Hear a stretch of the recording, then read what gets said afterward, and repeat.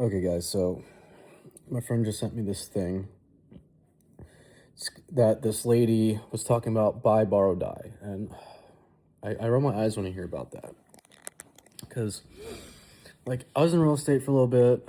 I do lots of theorizing, right? Um, like applied theorizing, not just like, oh, I make up these theories, like, not like making up theories, but I think about theories, like, but I think them all the way through. But from people who have actually done things. So this girl was talking about, he's like, what do you think? I'm like, so this girl talks about buy, borrow, die. Right, so you buy an asset, then you borrow against that asset, or you borrow against your house to buy an asset. And like the thing is, you talk about so you buy an asset,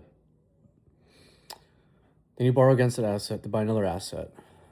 And the thing is, it's like you never sell it. So buy, borrow, and then when you pass away, you give it to your kids or whoever, and then they don't pay tax.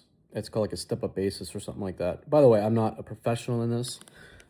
I've looked into this stuff a lot, and I took CCM classes for commercial real estate for investment.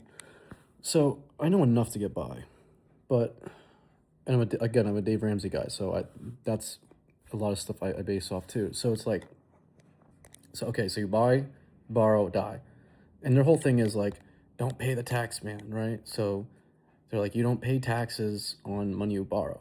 Okay, well, you don't pay money on taxes because you're borrowing, you're taking out a loan. Well, guess what? There's a thing called interest.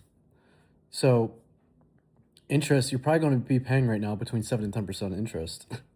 So, and then their thing is like, but if you make more and more and your asset appreciates more than the interest, then then you make that profit.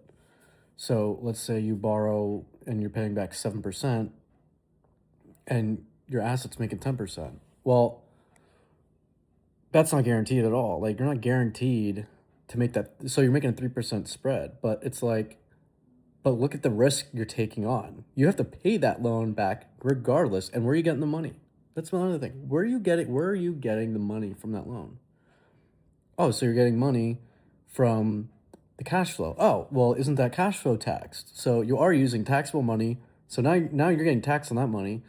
Then you're going to pay off that loan, which eats in your profits, and then you're paying interest on top of that loan.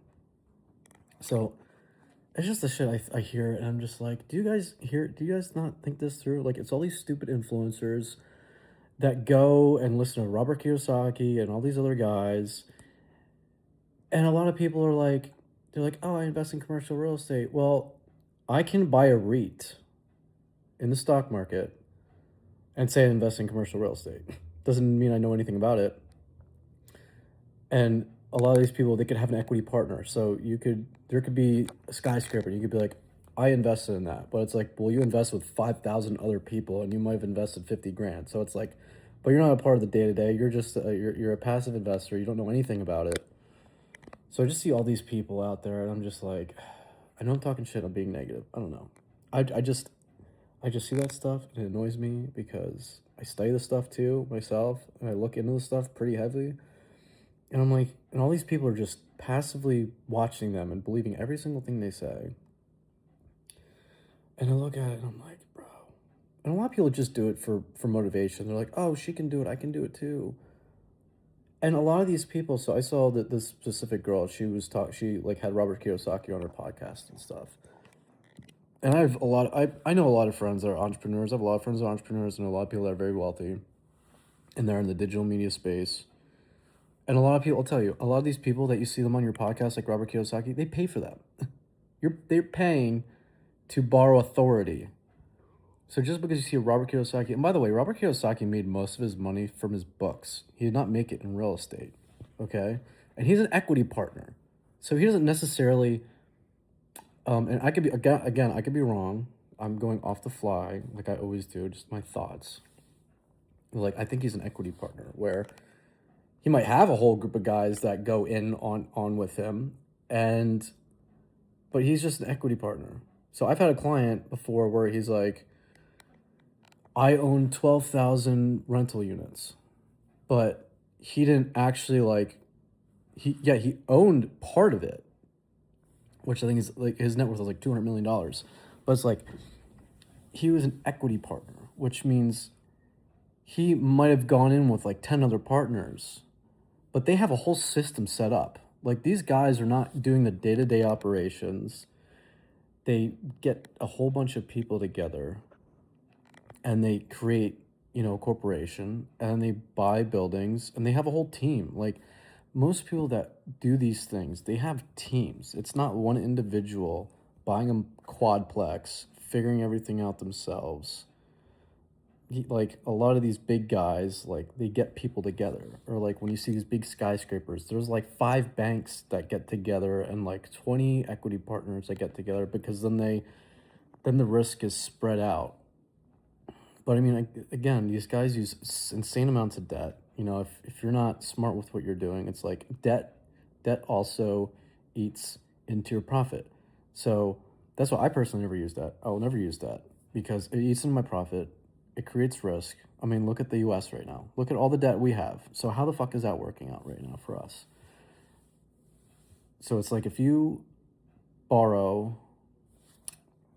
So right now there's like a lot of things happening because one of my good friends that I worked with. He does a restaurant brokering. So he'll buy and sell restaurants um, as a broker. He'll help people buy, help people sell, mainly sell. And there was this girl where what happened is she got what's it called loan?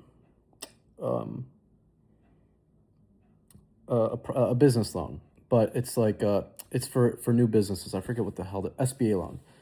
So she got this SBA loan. And by the way, SBA loans, like, it's crazy that they just give these away because all you need is 10% down and the interest is 10% right now. So you're paying 10% interest with only 10% down because they want to get people in to borrowing so they can start a business. But that right there is set up for failure because you're paying 10% interest already and you're only putting 10% down.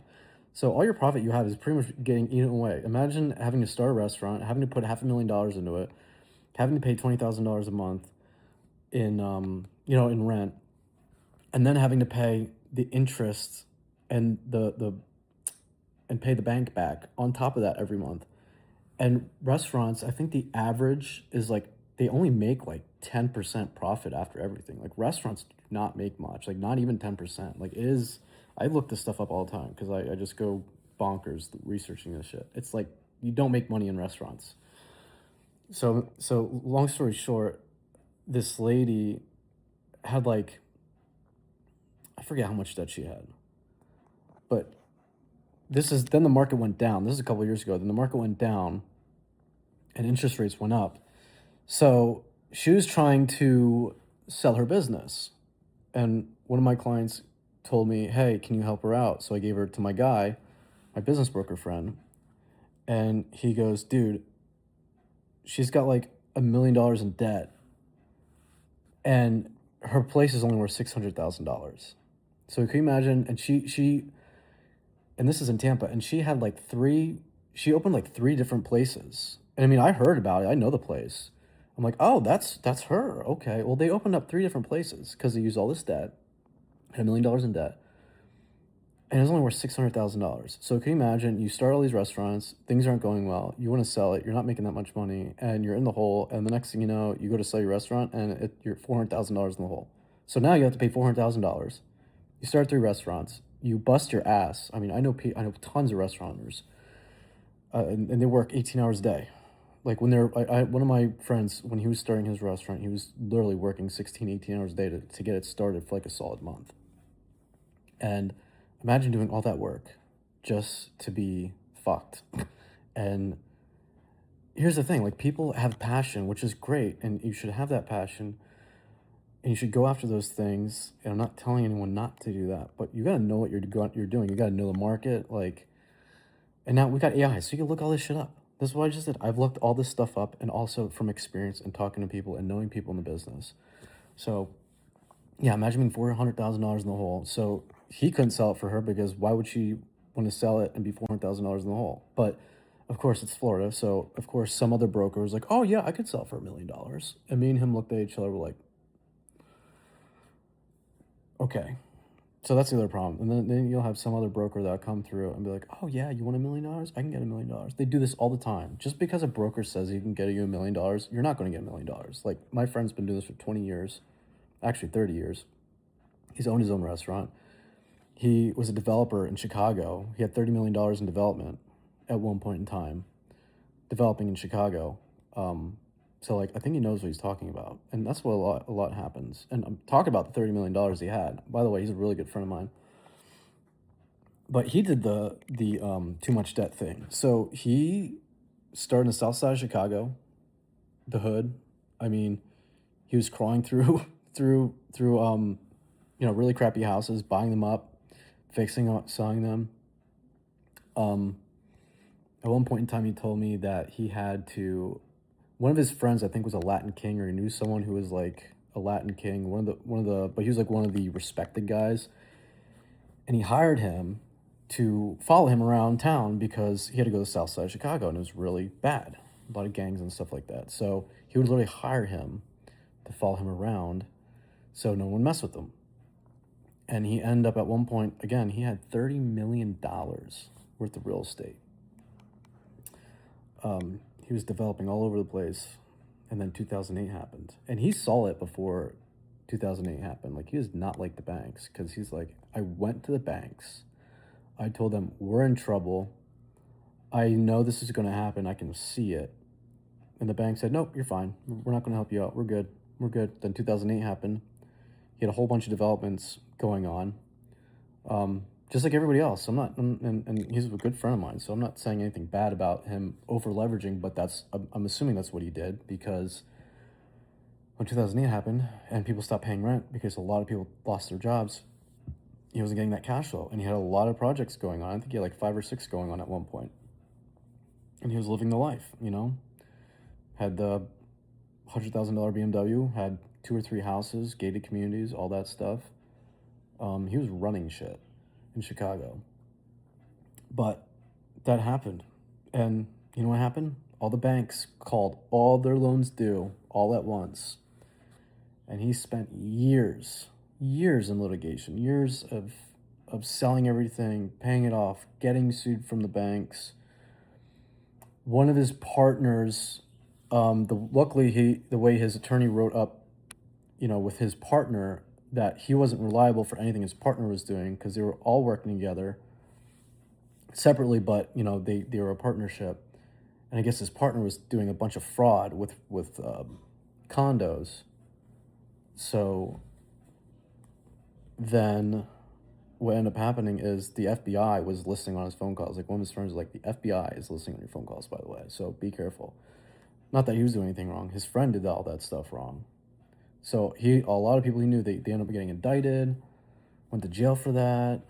Because, I mean, dude, let's be real. Real estate is it's a very corrupt thing when you're in real estate. And a lot of people commit a lot of fraud. That's just how it is. He didn't do that because he knew better. But yeah, and so imagine going through all that, dude. Like, imagine. That's gotta, like, so again, debt. That's the moral of the story is when it comes to debt like that, And yeah, so there's my story for today.